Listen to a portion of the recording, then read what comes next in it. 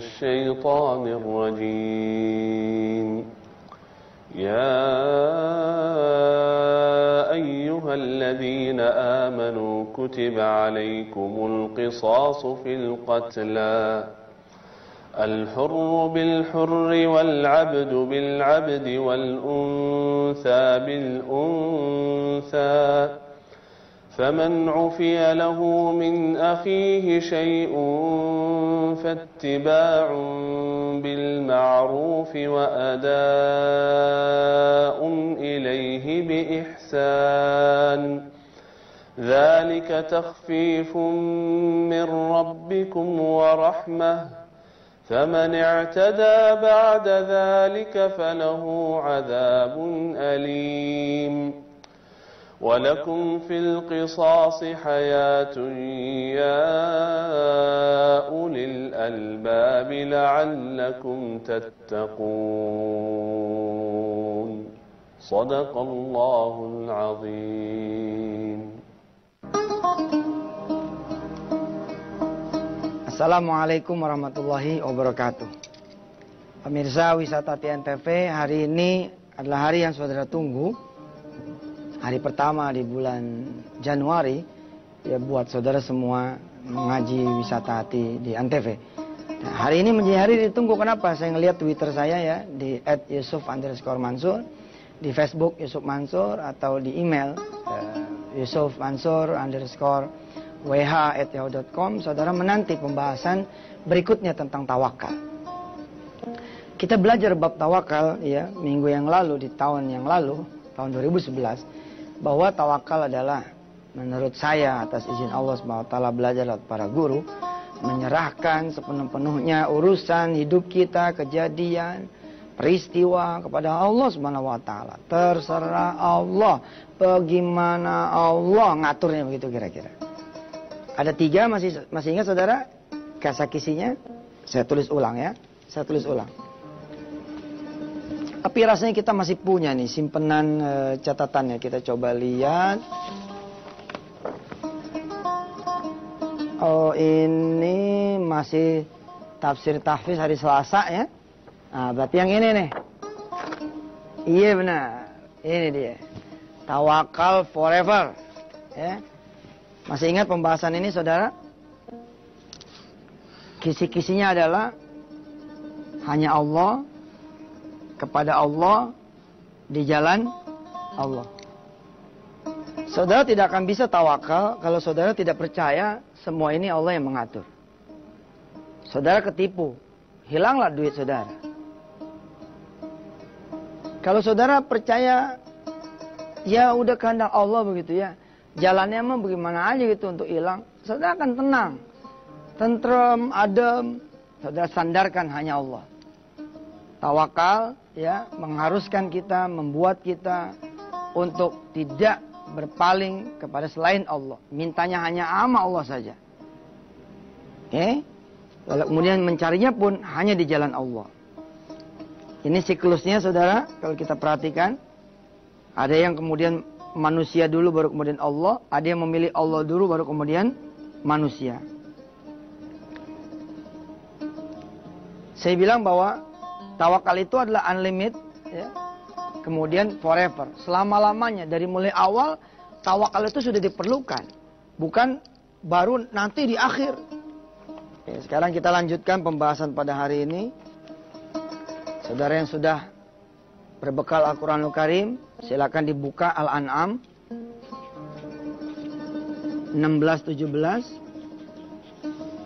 Kemudian surah Yunus ayat 107 dan Al-Ahzab ayat 17. Ketika kemudian saya punya persoalan hidup, ayat-ayat inilah yang nemenin saya. Kita baca dulu di segmen 1 ini, untuk kemudian kita bahas di segmen yang berikutnya. A'udzu billahi minasy syaithanir rajim. Bismillahirrahmanirrahim. Wa in yamsaskallahu bidurrin fala kashifa lahu illa hu Barang siapa yang kemudian Allah timpakan kemudaratan, kerugian, bencana, musibah, kejadian yang menurut dia nggak enak, apa kayak judulnya, fala kasyifalahu. Tidak ada yang kemudian bisa menyingkapkan, menghindarkan, menghilangkan illahu kecuali Allah. Wa iyamsaska bi khairin fahuwa ala kulli syai'in qadir. Kalau Allah sudah menghendaki kebalikannya, maka Allah teramat kuasa atas segala sesuatu. Saudara, kanker stadium 4 nggak mungkin sembuh kan? Tapi kalau Allah udah mampu, udah berkenan, berkehendak membuat misalkan si pasien yang punya penyakit kanker stadium 4 sembuh, fahuwa ala kulli syai'in qadir. Nggak ada yang bisa kemudian membatasi gerak Allah. Utang banyak, pokoknya minus sampai mungkin puluhan miliar, ratusan miliar, udah nggak mungkin. Tapi Allah bilang, wa yamsaska bi khairin, kalau Allah mau, fahuwa ala kulli syai'in qadir. Apa sih yang nggak bisa lunas kalau Allah udah mau ngelunasin? Wa huwal qahiru fawqa ibadihi wa huwal hakimul khabir. Karena Allah berkuasa atas segala makhluknya, segala hambanya, dan dialah yang maha bijaksana lagi maha mengendalikan. InsyaAllah ya, kita akan teruskan membahas tentang bab tawakal dengan 3 ayat yang menemani saya ketika saya hidup dalam tekanan, persoalan hidup, kesulitan dan permasalahan. InsyaAllah mudah-mudahan Allah panjangin umur kita.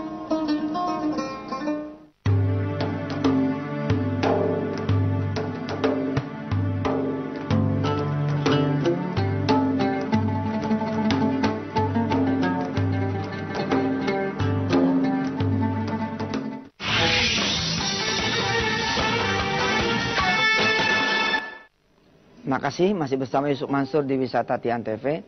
Ya, ada cerita menarik. Ada seorang suami dan istrinya datang kepada kami. Dia bawa istrinya yang lagi hamil 9 bulan.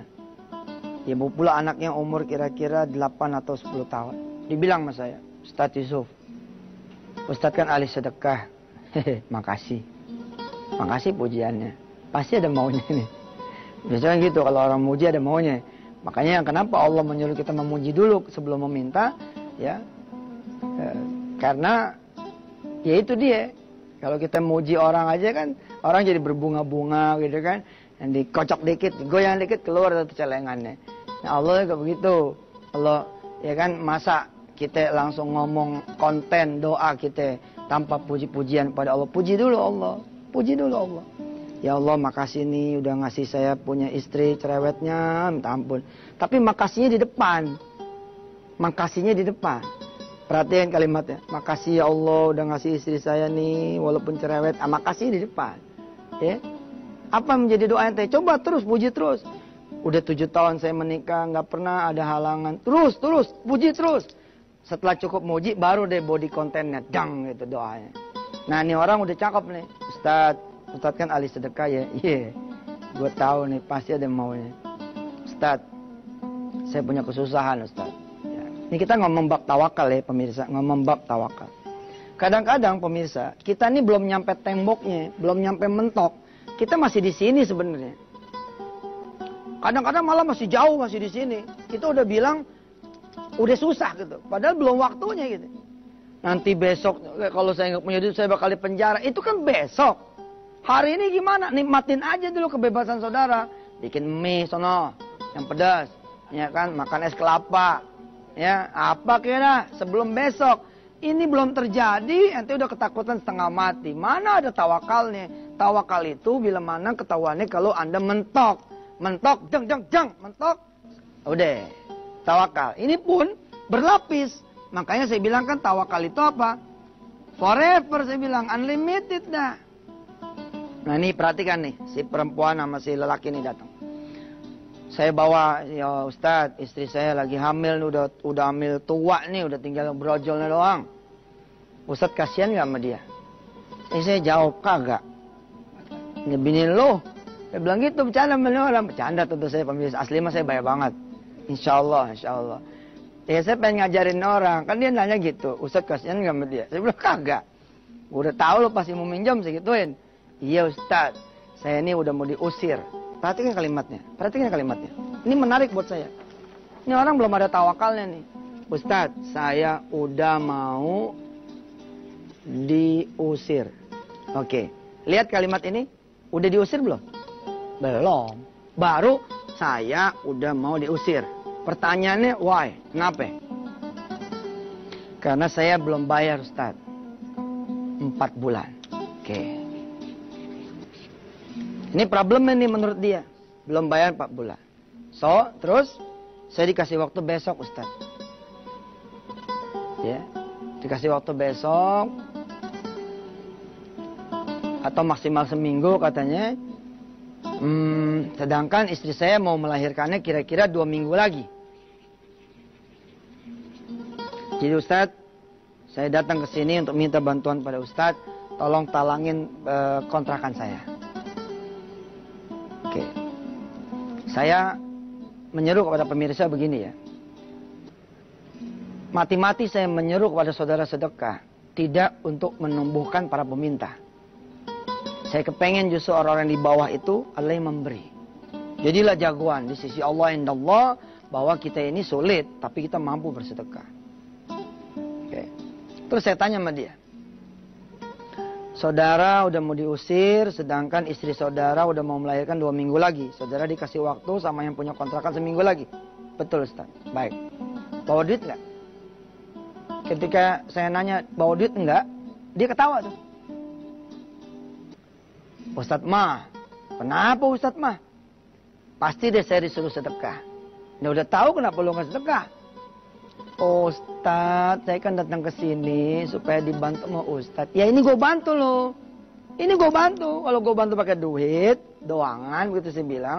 Nanti ente nggak belajar-belajar. Pemirsa ya, tidak ada orang yang bisa pura-pura susah loh. Siapa yang bisa pura-pura susah? Yang pura-pura lapar, pura-pura ketakutan. Hah? Ya Allah, suami saya mau menceraikan saya. Dikelipak sama suaminya. Weh, emang gue nyerain lo? Enggak, lagi pura-pura nih. Ini olah TKP ini umpama nanti nggak bisa. Yang bisa nggak ada yang bisa pura-pura susah. Nah, mumpung lagi susah, manfaatkan ini untuk ngejejak iman sampai setinggi-tingginya. Tawakal termasuk kita bicarakan juga setinggi-tingginya. Mentokin aja. Bawa nggak? Bawa Ustaz. Bawa berapa? Bawa 20.000. Wah, cakep nih. Saya tanya sama dia. Pulangnya kemana? Dibilang pulangnya ke Kreo. Kreo dari Ketapang itu kira-kira perjalanan jalan kaki 2 jam. Saya bilang, yaudah, bini ente sama anak ente suruh pulang naik angkot. Ente jalan, duit itu belah 2 sama gua sini 10-10. Nangis tuh dia. Jadi begini ceritanya nih, Ustadznya Antep nih. Datang malah dikasih nasihat nih. Gua bilang, udah begini caranya, lu turutin dah. Kan masih 2 minggu, gue bilang. Masih 2 minggu. Lu sekarang sedekah, lu bagi 2. 10.000 buat ongkos lu punya bini sama anak pulang. Yang 10.000 buat sedekah. Kalau ini dikali 700 sama Allah Subhanahu Wa Taala, jadi 7 juta. Ya, kata dia gitu. Hari ini duit 20.000. Lah saya emang bener, saya eksekusi aja udah. Tukerin langsung, jang 10.000 dia pegang. Terus saya angkat tangan. Ayo angkat tangan. Males tuh dia angkat tangannya. Segen banget angkat tangan. Gua datang minjem duit, gua malah disuruh ngeluarin duit. Gimana sih Ustadz Mansur nih? Angkat tangan. Saya bilang, ya Allah mudah-mudahan selama 2 minggu terakhir ini dia jadi jagoan sholat malam. Jadi jagoan sholat duha. Saya kasih tahu dia, weh yang punya kontrakan itu siapa? Wallah, dialah Allah. Rayu dia, jangan rayu yang punya kontrakan. Rayu yang sebenar-benarnya punya kontrakan. Yakni Allah Rabbul Jalal. Bilang sama Allah, maafin. Selama ngontrak saya jarang sholat malam. Selama ngontrak di sini saya jarang sholat duha. Selama ngontrak di sini saya jarang ngaji, jarang mengajar anak ngaji. Minta maaf sama Allah. Lalu bilang, di 2 minggu terakhir ini adalah 2 minggu yang termanis ada di kontrakan ini Allah. Umpama kata nanti engkau izinkan pula saya keluar dari sini, biarlah kontrakan ini tahu bahwa saya sudah beribadah yang sepol-polnya di sini. Pulang nih orang. Ya, di pintu dia bilang gini, Ustadz, umpama kata nanti saya diusir, saya kemari lagi ya? Iya, kemari lagi. Saya tunggu. Makasih Ustadz. Assalamualaikum. Waalaikumsalam. Terus saya panggil dia, sih. Selamat jalan kaki ya. Ustadz. Ya udah, cono cepet pulang. Assalamualaikum, waalaikumsalam warahmatullahi wabarakatuh. Pemirsa, seperti apa ceritanya? Kita akan lanjutkan setelah yang satu ini. Dalam dialog saya bersama sahabat saya tersebut, seorang tukang cukur dia, dan istrinya seorang perias. Rupanya memang dia banyak salah, banyak dosa. Pokoknya banyak lah. Kontrakan itu menjadi saksi betapa malasnya dia sholat subuh, betapa malasnya dia sholat isya berjamaah, betapa dia tidak mengisi hari-hari dengan baca Quran. Lalu kemudian dia berubah. Dia ruas selama 2 minggu itu, dia polin ke Allah SWT. Lalu kemudian dia datang bersama anaknya, bersama istrinya. Ya. Istrinya belum melahirkan nih waktu itu. Dia datang. Ustaz, makasih Ustaz. Lain kalimatnya, lain. Nih hari H nih, hari H. Saya jalankan Ustaz yang Ustaz suruh kepada kami. Sholat duha dimentokin, sholat tahajud dimentokin. Sholat lohor yang lain 4, saya 8. Asar yang lain 4, saya 8. Ini ya, asar kan 4. Ya. Lalu kemudian dia tambah qobliyahnya 22, jadi 4, 8. Lohornya pun dia cerita kadang-kadang 12. Setelah itu saya melewati, alhamdulillah Ustaz, hari H, hari ini Ustaz, alhamdulillah. Alhamdulillah dikunci Ustaz kontrakan saya. Saya nggak bisa masuk lagi. Nah ini kan, ini namanya mulai nih, ketawakalan diuji di sini. Ini tembok nih. Saya ketawa tuh sama dia. Tapi ini luar biasa. Dia ngomong tuh udah tidak lagi meminta pada manusia. Fa idza sa'alta fas'alillah, fa idza sta'anta fasta'in billah. Dia bercerita. Ini komedi satir nih. Dia cerita sama saya. Alhamdulillah Ustaz. Jadi pagi-pagi saya habis sholat subuh. Istri saya, pas saya pulang ternyata istri saya sudah di luar kamar. Lagi menangis. Sudah di luar kontrakan. Anak saya juga begitu. Saya memohon kepada yang punya kontrakan. Tolong Bu. Saya mau ngambil pakaian anak saya saja satu. Supaya anak saya tetap sekolah hari ini. Tapi kata si ibunya itu nggak bisa. Pokoknya bayar dulu.